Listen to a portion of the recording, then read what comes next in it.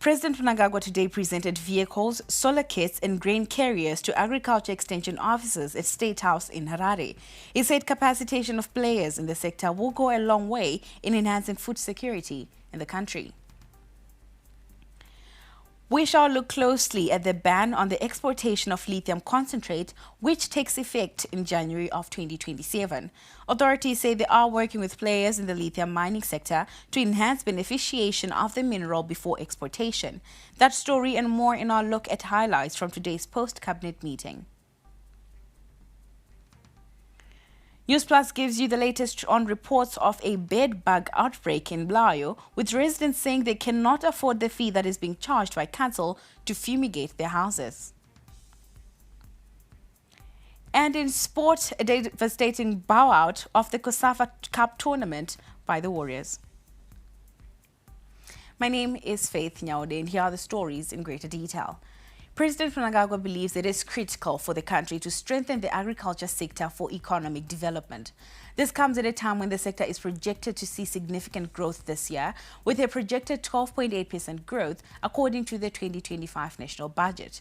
The forecast is at the back of a good rainfall season, accompanied by climate-smart agriculture practices, improvements in input support, extension services and irrigation. For President Emerson Mnangagwa, successful implementation of this, as well as capacitation of experts and service providers in the field, can help the country achieve the set objectives. Tafara Swochiwe has the details. GMB had resorted to hiring trucks for grain or input transportation due to inadequate grain carriers. That is now in the past. A total of 30 grain carriers which can carry 40 tons of grain each were presented to the Grain Marketing Board today. Agricultural extension officers have been allocated 60 single-cab vehicles to bolster their efforts in enhancing agricultural productivity across our nation. The president is confident that this intervention brings efficiency to the system for a sector that is critical to the economy. That Zimbabwe's economy is agricultural based, and it is therefore critically important that we capacitate that sector. And this is evidence that we are directing our efforts to capacitate agriculture, which is the backbone of our economy. Each of Zimbabwe's 60 agricultural districts will receive one of the vehicles for the agricultural extension officers. This, the president believes, will significantly improve mobility, helping in effective implementation of agricultural programs. This investment in the agricultural sector reflects government commitment to a sector that is a major employer at 70% of the population. We can have all this equipment, and if you don't have qualified, dedicated personnel, all this equipment will go to waste. But it is necessary that we have personnel that are dedicated to promoting our vision. To add to the equipment unveiled, 6,000 solar kits have been allocated and will be supplied to all agricultural extension and veterinary officers. This will empower the ministry to gather data in real time, as officers will now benefit from a consistent power supply. They will be able to charge their laptop. If they have one, they will be able to also even use a small, power a small refrigerator. So these extension officers are dociled, and they are stationed in the rural areas. They stay in the wards where there may not be electricity. That this is happening for a sector that provides 60% of the country's raw materials for the manufacturing sector and accounts for a significant portion in the country's exports makes this major. The capacitation will not only enhance the digitalization of Zimbabwe's agriculture, but will also solve problems that have been common in the rural areas. This is really going to solve our challenges in terms of transport of grain and of presidential inputs to the farmers. We have been facing a lot of challenges to get transport of grain, especially from remote areas where other transporters are not willing to carry grain. Agritech's officer Musekiwa Murisa, who received one single cab vehicle for the Mazoe district, says this solves a lot of their challenges. To add to his happiness, President Mnangagwa assured him of a single cab vehicle as part of his retirement package in 5 years' time. I'm going to perform to the last drop of my blood to make sure I'm not going to let down the president. He's a visionary leader. He is actually doing what is here on his mantra of not leaving anyone in no place behind. And he is showing by deeds. He is not a man of words, he is a man of deeds. The agricultural sector has been furnished with equipment by the president, enhancing their operational efficiencies. It is now incumbent upon the ministry to achieve its targets. Tafaras Buchiwe for ZTN Prime at State House in Harare.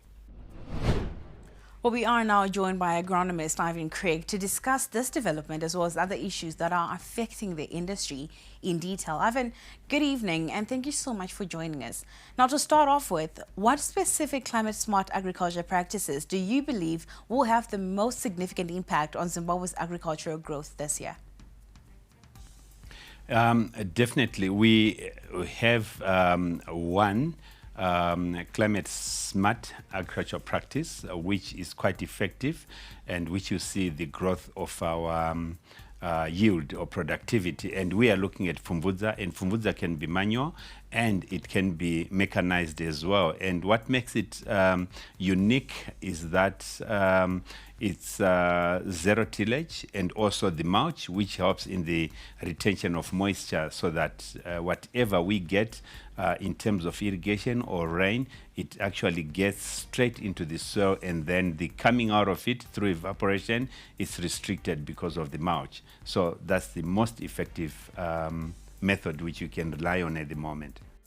Now let's talk about the small-scale farmers. How can the government and private sector really work together to enhance input support as well as extension services for farmers?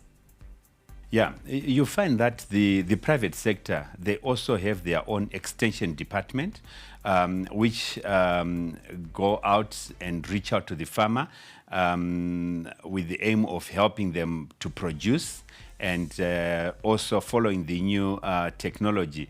So when it comes to inputs as well, you find the private sector has got the capacity to contract farmers to grow on their behalf, while they're supplying all the necessary inputs, the seed, the fertilizer, the chemicals, sometimes draft power as well. So really they play an important role in terms of supporting the small-scale farmer.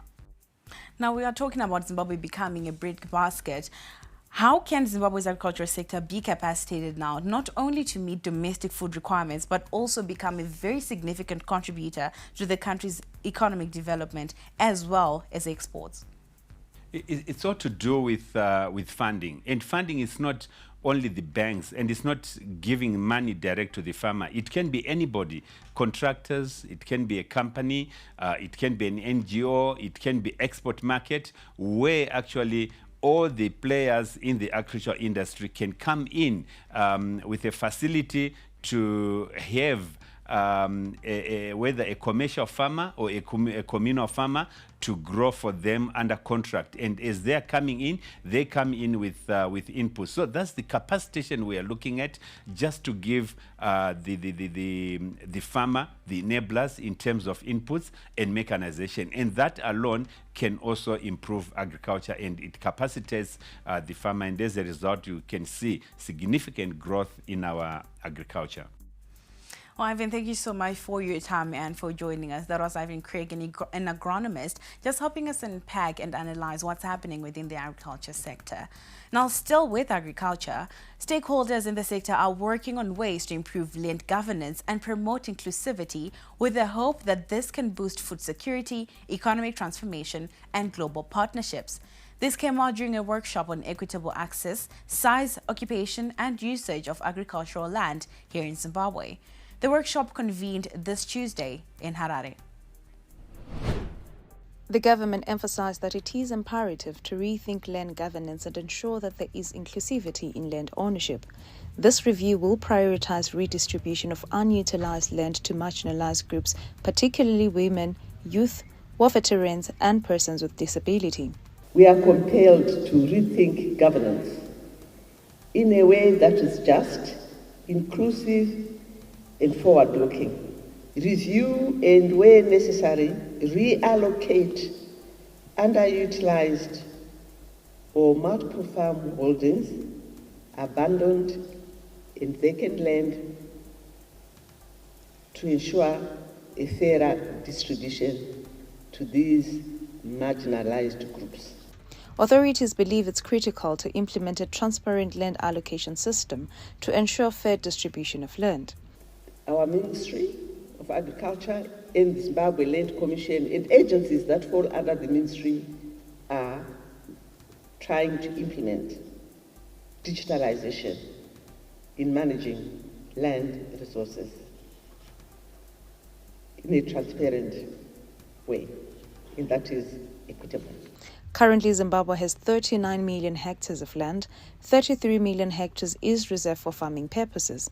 However, there are concerns that the farming land is continuously decreasing due to urban development encroachment. So we have 39 million hectares. Of that, 33.3 is agricultural land. But I'm actually always, wary of, is it really 33.3? Because the urban sector has been encroaching into urban agricultural land.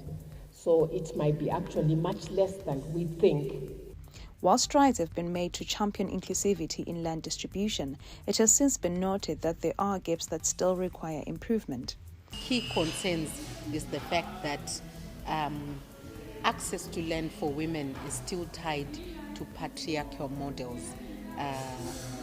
Normally, women access land through the male counterpart, whether you are married, whether you are in a relationship. And we are saying, how can we remodel some of these issues? How can we look at some of those areas of concerns and address and make sure that women also have ability to access land equitably as everybody else?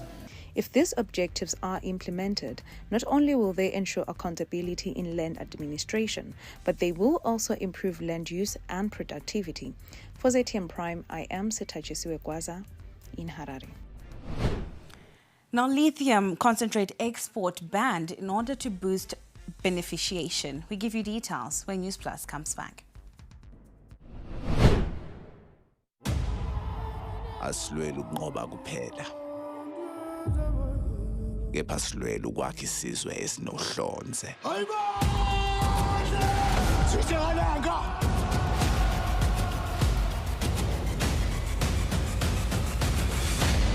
Sekunjalo.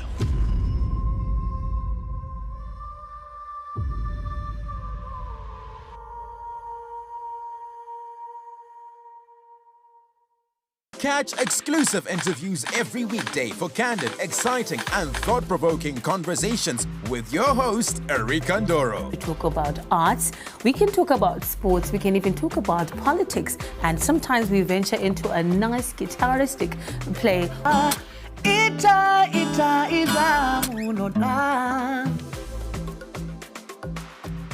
The one story where you can't get out of your head. Wakatarisa munhu so Erika, like where you are sitting. Ndozongokona bata face so pasina munhu. Wakasiya music yako yo afro chakuti ndo music manje no Zimbabwe. And I'm sure they're still saying the same thing now. Yeah, so Shona kana kuti Chindevere kana mumwe mutaure muno muZimbabwe ndiwe iwewe. Ndiwo rupawo rwako. Ndicho chidadiso chako. Catch me, Erika Ndoro, right here on ZTN Prime every single Monday at 7 p.m. whilst we get exclusive.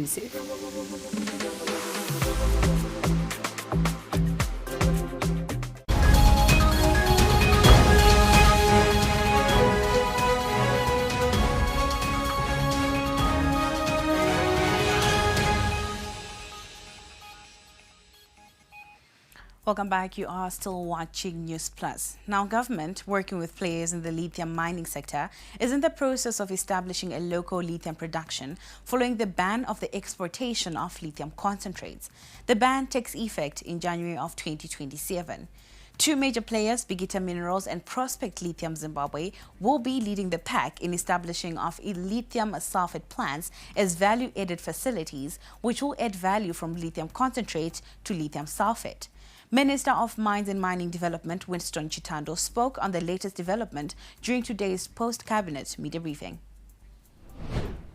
we are moving to a stage where we are upgrading our lithium production, where we to lithium sulfate, which among its other uses is a direct input into battery making. So because of that capacity which is now in the country, the export of all lithium concentrates will be banned from January 2027.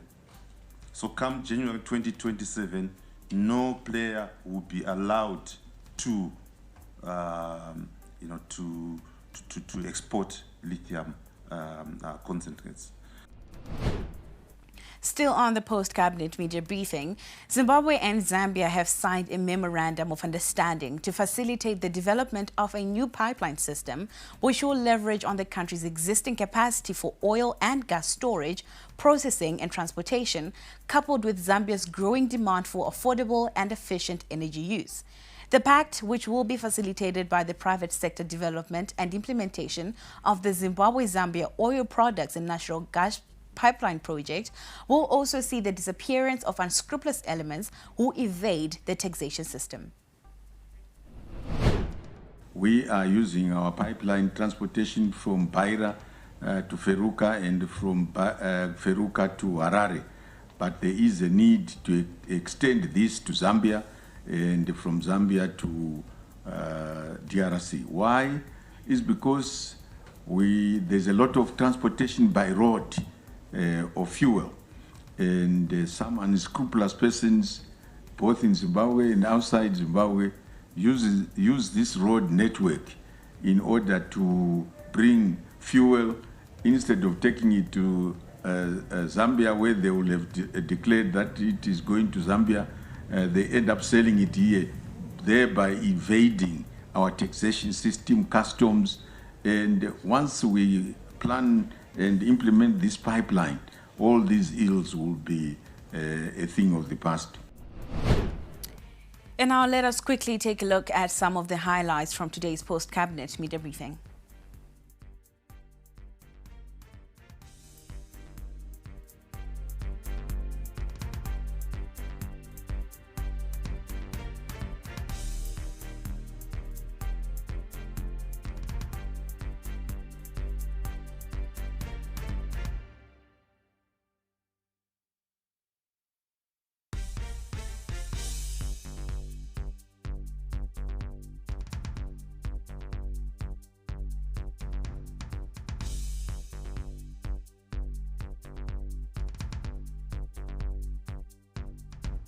Where some residents in the city say they cannot afford to pay the 47 United States dollars that is being charged by the council to fumigate their houses following reports of an outbreak of bedbugs. Our news crew visited some of the affected areas to assess the situation. And Lechuma, our correspondent, has more. The invasion is silent but merciless. These blood-sucking pests are leaving behind itching wounds, sleepless nights, and mounting frustration. For 67-year-old Gogo's Piwemoyo, the setting of the sun has brought anxiety and untold suffering in her household for the past month. Into le kase ngomei bona amisikizi mthingalala silumi angathenga umuthi ebantwini ngawuthela kwangathi ziyacatsha ngabona ukuthi kunzima sezibuya fast sesingalala silunye ngase siye office ka report hayi office lapha nde problem so office bahlala bathula bathi zwi ngabuyele kwesi2 bangikhona bezabuya. Relief for Gogomoyo and other residents comes at a cost, 47 United States dollars per household. Gogomoyo has no idea how and where she will raise the required amount, but desperation has forced her to commit to pay the fee. Singabantu abahlezi yasebenza mntambona umzukuru nangu la umuntu okhangele mina angaqotshe esikolo yimi ngimbhadalela labafana emfaneni la umuntu ovele ezihlalelo zinathela utshwala so kuba nzima empilweni lapho mphongo ucina besithi sayina lapha ngasayina ngisayina kodwa mbatshela ukuthi bantini bengicela bathi hayi thina asithi men's paradise zakuzwa ukuthi bathini so bengicela ukuthi engakuthiwa bayazwisisa basizwele. Residents say the fumigation costs are beyond their reach and the local authority is aware of their plight. Stanislas Dube, Ward 9 residents chairperson, called for intervention by the government and the Bulawayo City Council. iproblem ekhona ukuthi yes ungahamba uyatholanisa abantu nje ukubona bayathengisa okunye okuyimithi kwakhona ngama-substandard akusebenzi so enxa sithenga into ezingayisizo so sifuna ukuthi kuncedisiseke izakhamizi uhulumende ngoba uyabe kwazi ukuthi lokhu okubulalayo lokhu akubulali then from there. While the bites are painful, the shame and stigma they have brought weigh heavily on some residents. Many are suffering in silence, further worsening the challenge as the spread was underreported. Abantu bangazi ukuthi imithi sikhona ngeqiniso ukuthi labacatshileyo bazafuna anti yabona lapha ngiwazikhangela ngemva kokuthi sesithelile sokulabo 2 to 3 weeks lokhe ephakathi kwebhedini uyakhala kakhulu so sicela usizo ukuthi ungakaspread usiyakhatshana babe sebencedakele laba kwenzela ukuthi kungaze kwaspread kuye kwezinye izindawo ngoba abanye sithe bafisha. The bedbugs outbreak was first reported in Harare's Mbare suburb. It has since crept into Bulawayo. Experts warn that if left unchecked, the outbreak in Bopoma could explode citywide. Councils say the cases reported so far were isolated and not yet a public health threat. And as of yesterday, the city has been on the ground carrying out investigations, and we established that there were 2 houses that were found to have bugs, and these were in Bopoma. And when we went there, we discovered that the infestation was actually not a public health concern, as the bugs were not to a stage where they are actually an infestation. There were traces of bed bugs. Mpofu justified the 47 United States dollars being charged per household for fumigation. She, however, added that council makes a case-by-case assessment to assist some households for free if they have no means to pay. As a city, we are aware that there are vulnerable members of the community, and when we do get to a particular case or a home, each case is treated differently depending on the needs of the family. And as a city, we are always sensitive to the health of residents, which comes first. Health professionals say bedbugs thrive in heat, and while winter may slow them down, the danger remains. The outbreak isn't just Zimbabwe's problem. Paris, New York, London, and Johannesburg have all battled bedbug outbreaks. Experts say this is more than an inconvenience. It's a health challenge, one that reflects deeper issues with urban sanitation. For ZTN Prime, I'm Andile Chuma in Bulawayo. Now from Bulawayo, we take you to revelations that came out during today's parliamentary committee hearings. Cotton Company of Zimbabwe employees are owed 10 months salary arrears. The parastatal's bosses did admit before the Parliamentary Portfolio Committee on Agriculture. The revelation came as COTCO leadership appeared before the committee to discuss their preparedness for the 2025 cotton marketing season. Our reporter, Sharon Munjenjema, has more details. The financial woes of the Cotton Company of Zimbabwe are mounting. The company owes farmers thousands of dollars for cotton delivered during the last selling season. COTCO's employees are also struggling with 10 months salary arrears. These financial challenges have raised serious concerns among legislators about whether the parastatal is being properly managed. The employee salaries. Yes. And then you come to farmer payments, and then you come to will tax. Thank you. So you have only answered about farmer payments so far. In a bid to address its financial obligations, COTCO announced that it has managed to pay employee salaries for May, although it still owes staff 10 months worth of arrears preceding that payment. The company also revealed that it has disbursed 1.8 million United States dollars so far to pay cotton farmers in preparation for the upcoming cotton selling season. Due to the facilities that we have and the cash constraints that are there, we are only managing to pay 1 month's salary. And going forward, we should be able to pay every month. Despite its current financial challenges, COTCO claims that it is well prepared for the 2025 cotton selling season.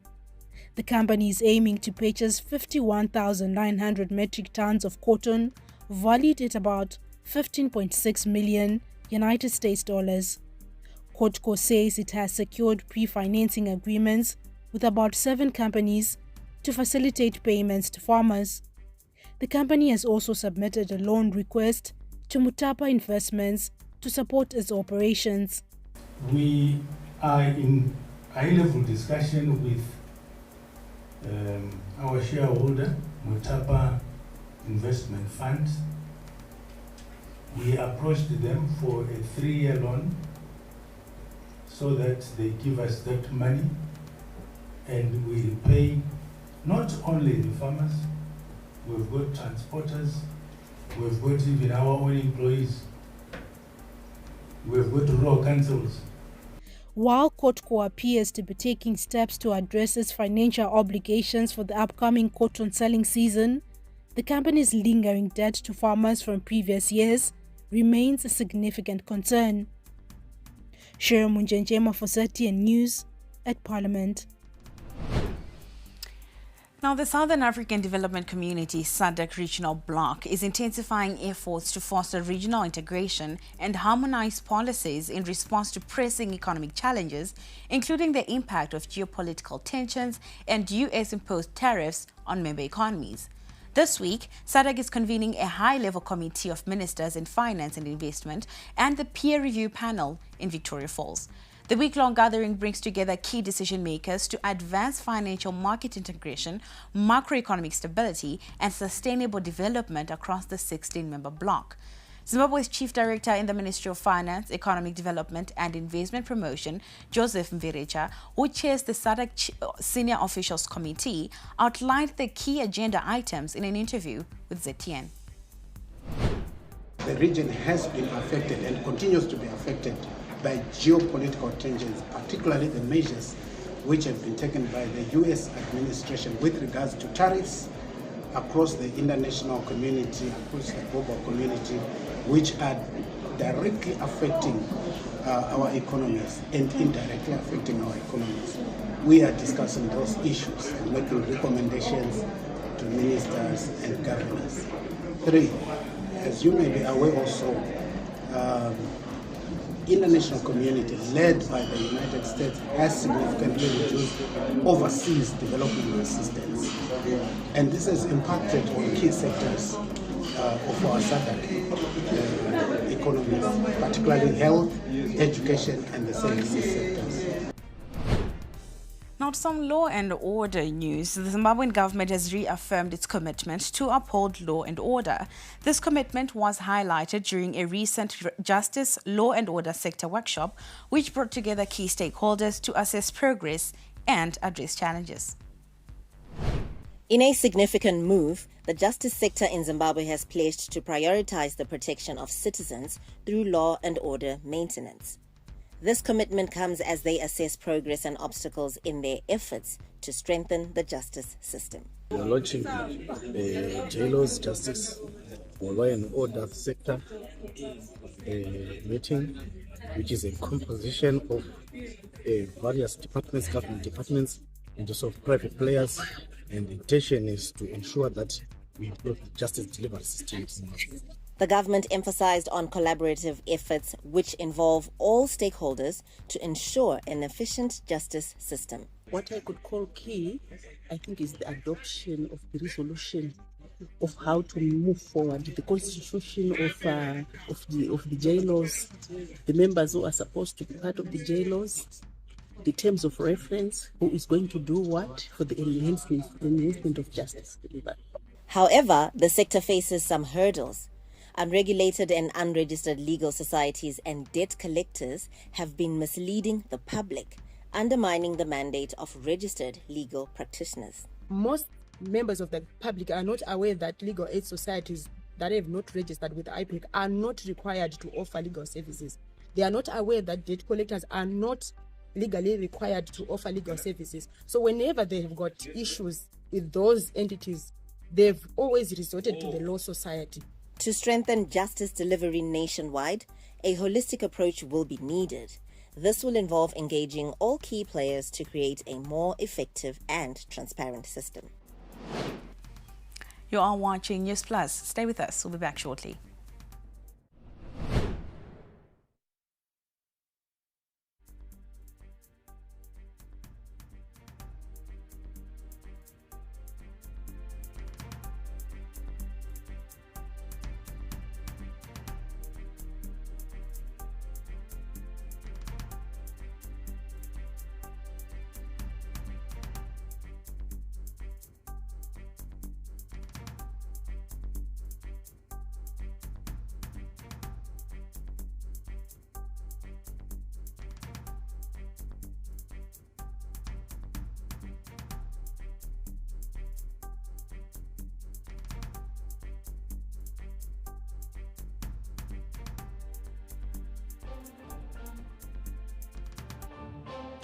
I represent Julie's Agri-Equip. We specialize in tractors and equipment of various sizes and models and various equipment. This is a TD95, that's 98 horsepower, 4-cylinder turbo. Okay, original price was about 33,000, but we have them on a special at the moment. So you got to grab get one while stocks last. Hurry up and get one while they're at 31,000. We also have various other sizes, like our TT75, which is normally about 25,000, but we've got him on a special at 22,900. So you got to also, there's limited stock. Okay, I'm based in Chinhoyi branch, which is on number 40 Magamba Way. We actually in the same premises as National Tire Services, in the same building. So if you ever come in, you are in Chinhoyi area or Chigutu area, pop in and pay us a visit. We've got a wide range of spares for servicing and whatever, and we can be at your assistance at any time.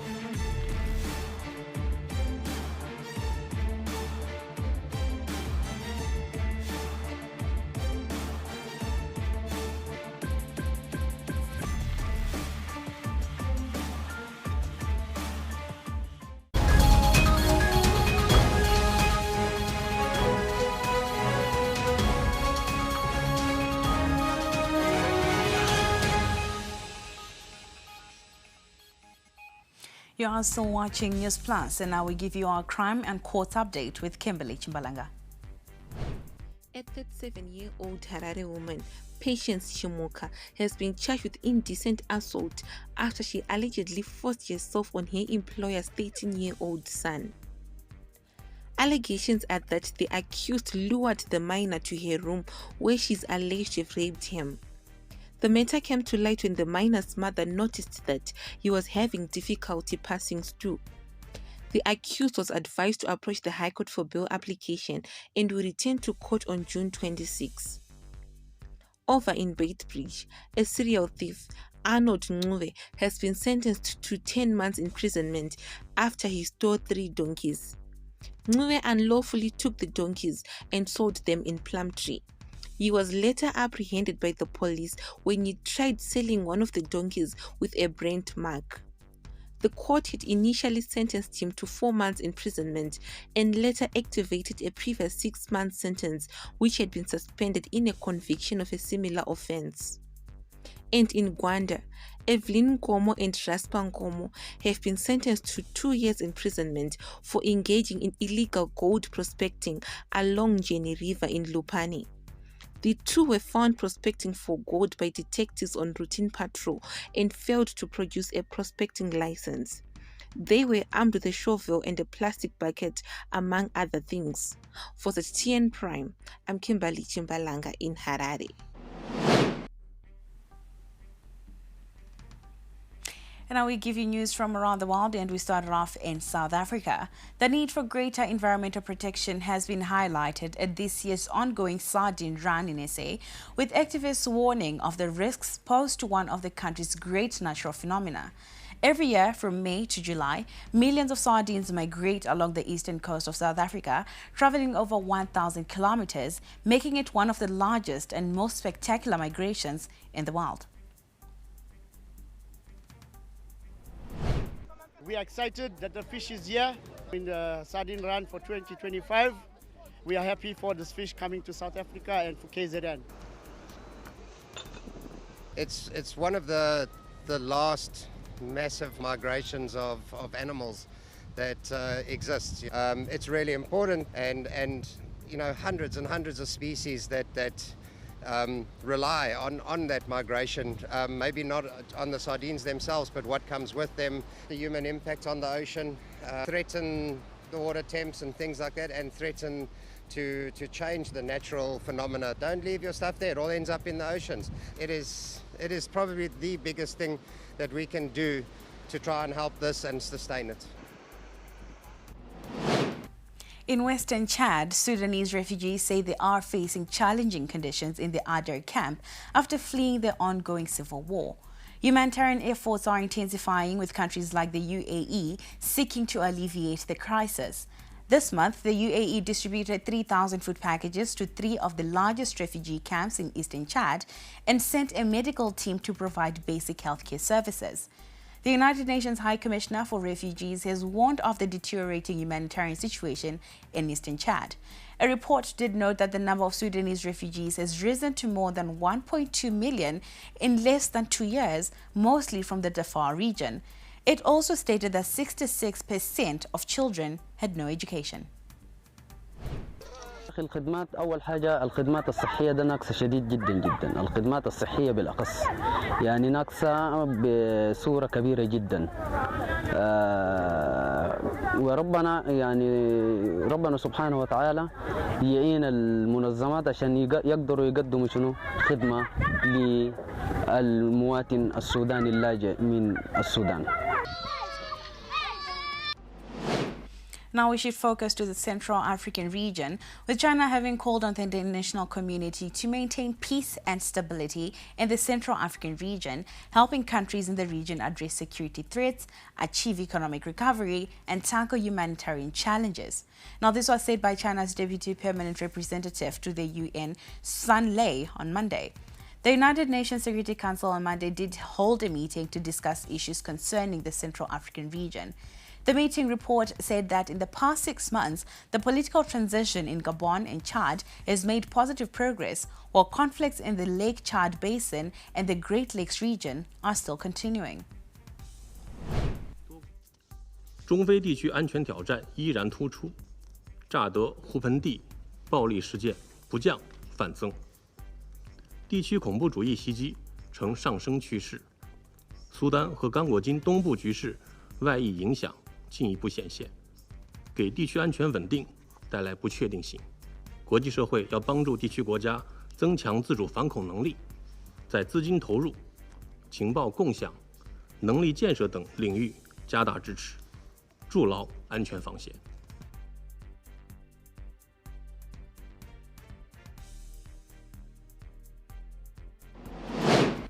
Now, in regards to the immigration raids protests that started in Los Angeles, demonstrators gathered outside the U.S. Embassy in Mexico City on Monday to express support for the Mexican community in the U.S. following recent mass roundups of migrants and resulting protests in Los Angeles, California. More than 1,000 protesters clashed and faced off with National Guard troops in downtown Los Angeles on Sunday during the latest demonstrations against immigration raids that swept through LA over the weekend. Some 42 Mexicans have been arrested so far, including 37 men and 5 women. Somos migrantes apoyando a los hermanos en los Estados Unidos, de los cuales han sido sujetos a una persecución criminal brutal, sin ninguna compasión, sin ninguna piedad. One person was killed and 5 others were injured in an alleged Ukrainian rocket strike on a cultural center in the Raisk district of the Kirks region. This brutal crime resulted in the death of an employee of the House of Culture and left 5 others injured. The center's building was completely destroyed. This was a statement that was said earlier today by the region's acting governor, Alexander Kisensky, and informed that the center's roof, window and facade had been severely damaged and the fire spread over an area of 400 square meters. Now, when News Plus comes back, tobacco sales volumes up 41% this year.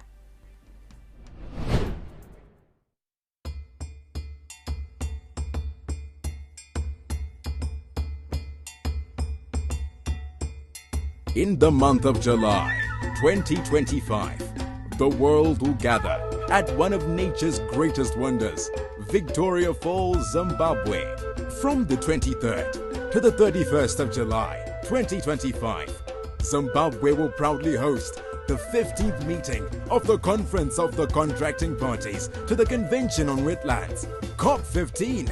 This is more than a conference, it's a call to action, running under the theme, Protecting Wetlands for Our Common Future. COP15 will unite 173 nations to address pressing issues, wise use of wetlands, biodiversity loss, climate change, and sustainable development. Together, we will explore innovative solutions, strengthen global commitments, and ensure wetlands remain vital for the current generation and those to come. Join us in shaping a sustainable future. COP15, Victoria Falls, Zimbabwe, July 23rd to 31st. Protecting wetlands for our common future starts here. This message is brought to you by the Ministry of Environment, Climate and Wildlife.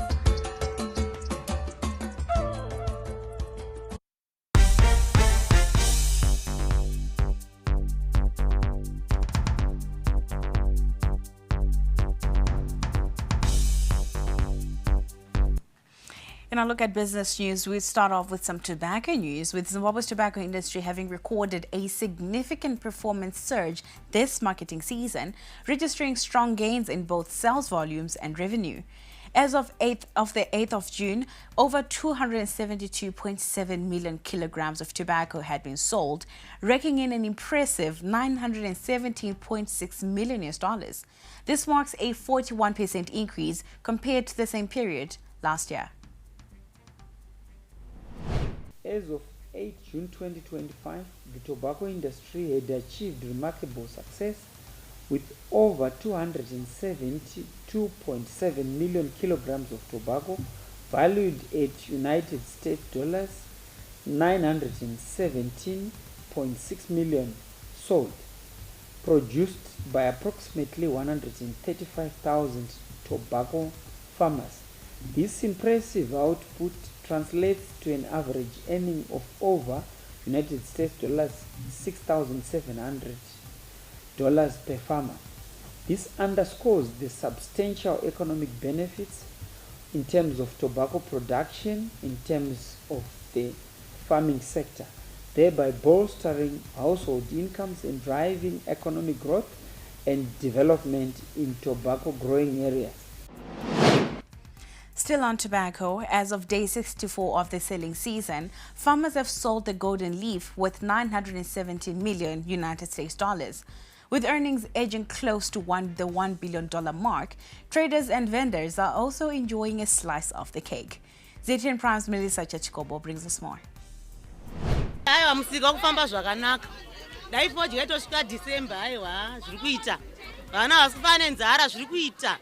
For thousands of tobacco farmers, this year has been rewarding. But they are not the only ones reaping the rewards of the tobacco boom. Just outside the floors, a busy informal market is thriving. Vendors selling everything from sofas, gumboots, motorbikes, and lunch packs. Varume vari kutenga singaiti chikafu mazuva ano kunyanya ma750 akaiswa nepepsi ari kutengwa zvisingaiti nechingwa chiri kutengwa nemabhisiketi vari kutenga tongoti chikafu chese ichi chakavharwa chisechi avarimi vari kutenga zvisingaiti gore rino. It's all hands on deck for Theophilus Masukume and his family. The pressure to put food on the family table weighs heavily on his shoulder. He has been on his toes to keep up. Gore rino zviri kutifambira chokwadi chakanaka vanhu vaMwari. tikasatenda tichidonyeba. Gore rino zviri kutifambira muchiona vamwe vachidla kudai ndichitopila machips kuratidza zviri kufamba. Ungadai zvasingafambi ndakadorara mama varipa vari kutopila nekudidi. Cell phone traders are also recording good business as some farmers look to upgrade their gadgets. According to Thaddeus Chibayanzara, a cell phone dealer, smartphones are the most popular among farmers. Thaddeus is confident that he will expand his business into town with the proceeds he will get from farmers this year. Varimi dzise vari kutenga nekuti havari kupuwa mari. Aiwa kutenga vari kubhadhara.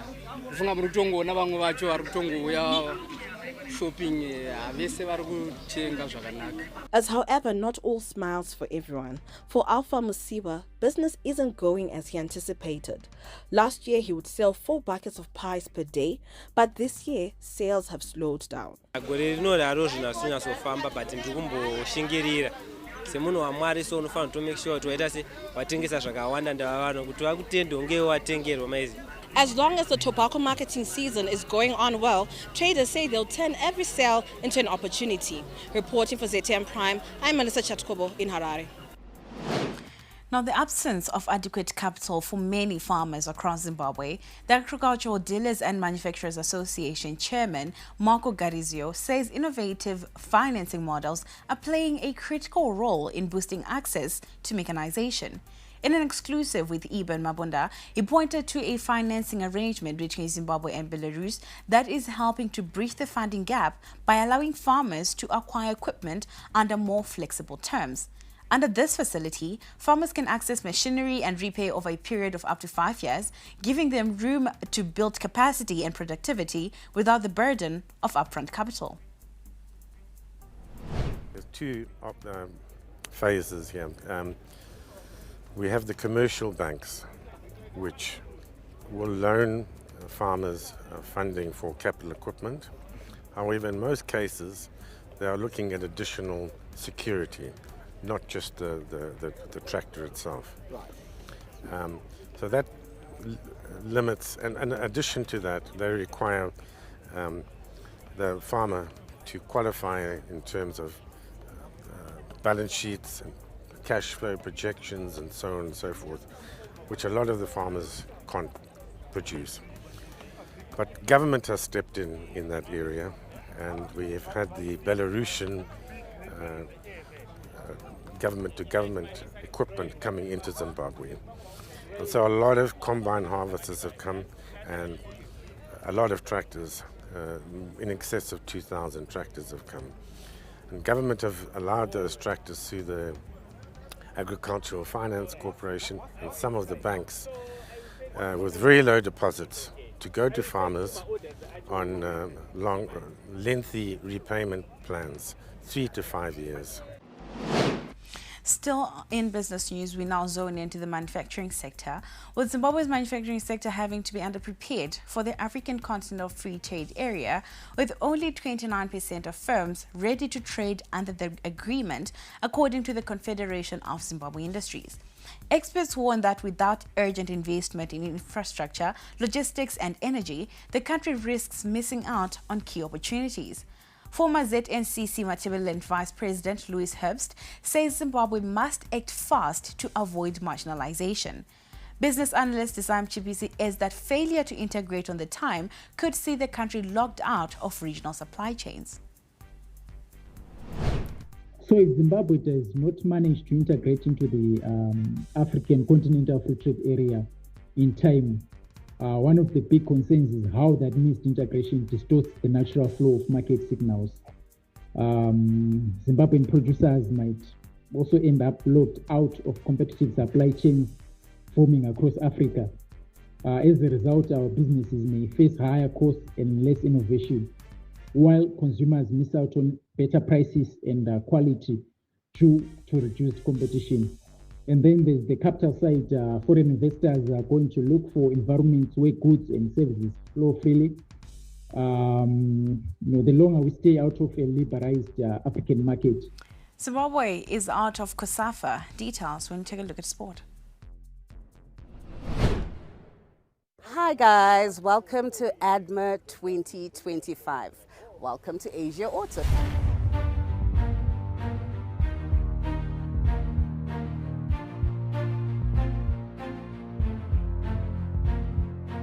We're here at ADMAR today and tomorrow advertising Asia Auto and the brands that we represent. We represent the Jack, we represent the Bake, we represent Dongfeng, and we represent Mahindra. All our vehicles are on special for this ADMAR event, and we would like you to please contact any of our sales representatives or myself to get the upgrade or the test driving on what we have to offer you. So, what is the major highlight at Asia Auto? Guess what?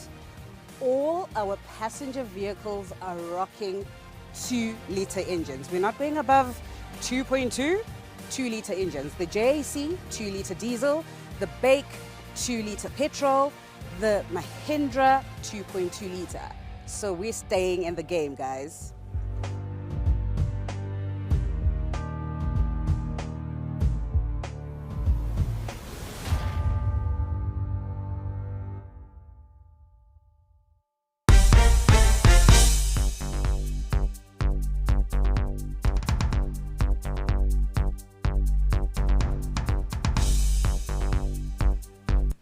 In a look at sports news tonight, Zimbabwe's youth Fukusafa team bowed out of the tournament today despite their impressive 3-1 victory of Mozambique.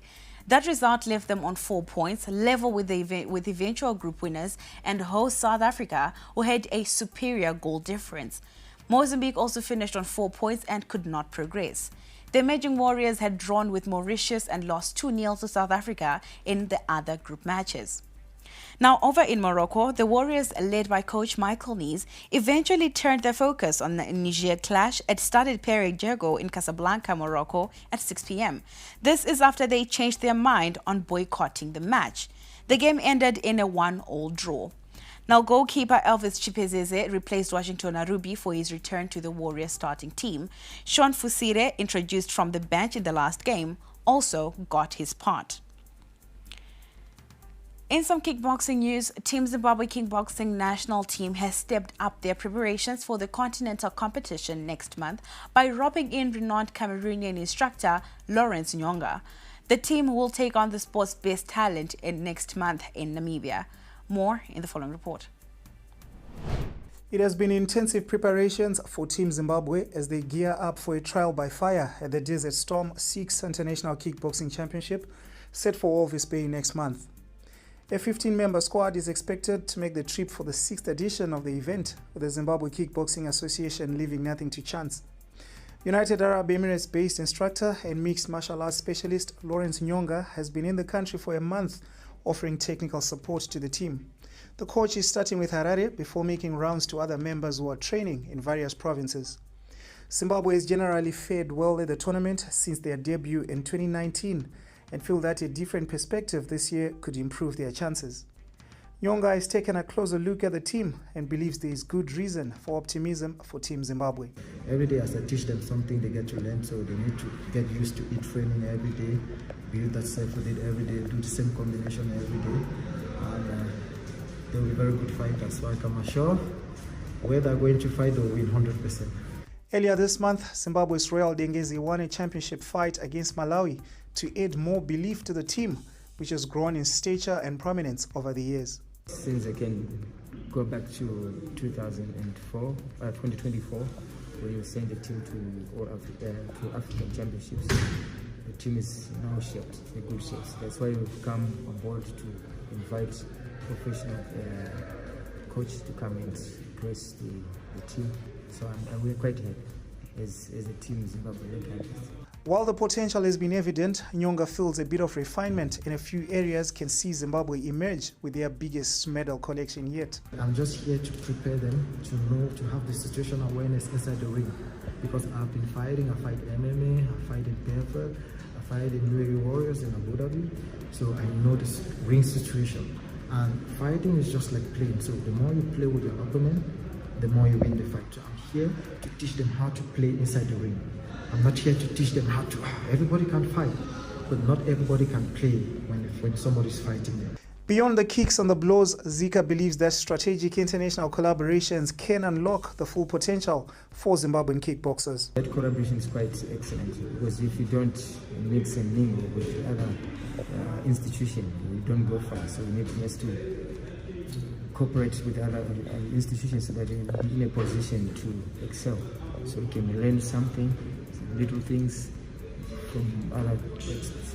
As combat sports continue to grow in popularity, Nyonga has also urged Team Zimbabwe to see the bigger picture and see the long term. I would say kickboxing is just one of the fastest growing sport now. I think maybe after football, golf, basketball, fighting, combat sport, and maybe probably in the next 2 years, 3 years, it's going to take over the world because people like watching fights. Zimbabwe will participate in their 6th consecutive Desert Storm International on the 11th and 12th of July, with high hopes resting on this year's campaign. Now, after enduring a difficult spell at Premiership side Chicken last season, midfielder Tadeo Chibunyu says he is enjoying a new lease of life at Ngombe under Nesbet Saruchera in the Northern Region Division 1. The midfielder has since set his sights on a return to the top flight as he hopes to continue helping his team. Looking forward to help my team achieve the goals. We want to be promoted, so I'm going to do my best. Waningina wangu dangwa motivate kuti susu takabvoneko hapana kana chakambosiyana confidence pazvinhu zvako zvaunenge uchingoita chete zvinhu zvese zvinobuda tongobatsirana as a team. With 7 goals in 11 games, Chibunyu is delighted to score for his side and is now aiming for the Golden Boot as well as gaining promotion with the side. Apa season atatasa nayo longobatsira team yangu ndoigoesera chiassista chibatsira nevamwe vangu chingoita teamwork kuti tikwanise kupromote PSL. I need my target is to be a top goal scorer in the Northern Region. I'm looking forward to ndiwane kuone matimu ekunze kwenyika ndikwanise kunotamba ikoko. And now in some netball news, Zambezi Eagles are in high spirits as they continue with their preparations for the Telkom Netball League Power Week 2 games that gets underway this Friday at Sun City Sun Park in South Africa. Assistant coach Stembile Banda says they have been working on their tactics ahead of their first game on Friday against holders Free State Craniums on Friday. So far everything is working according to plan. We worked on improving our tactical executions. You know, going back there, the coaches have analyzed our play. They now know our playing style. So definitely, tactically, we have to improve the way we move, the transition. They have to be a bit faster. You know, defensive rotations, we have to work on that. And then our attacking styles, mid-court defensive, have to be a bit more different. Come up with a bit of unpredictable mid-court movement different from the last ones. The Zambezi Eagles boasts of players who are still developing as well as some who have played at their highest stage, and Banda believes such a combination plays a crucial role in the development of the game. It means the future is bright. As you can see, we have most of these youngsters they are still developing. We have the developing side of youngsters. We want to bridge that gap between the juniors and the senior team. And we are saying we are sealing the gap. The transition is going to be smooth from the junior to the senior team because they have integrated well through these games that they are undertaking. The upcoming tournament, we are saying they provide exposure to us as the Zambezi Eagles. We are looking at that international recognition. So for us, it's a milestone development when it comes to netball. That's all we had for you on News Plus this Tuesday evening. Thank you so much for joining us. From myself, Faith Nyaude, and the entire production crew behind the scenes, good evening. We leave you watching the weather forecast.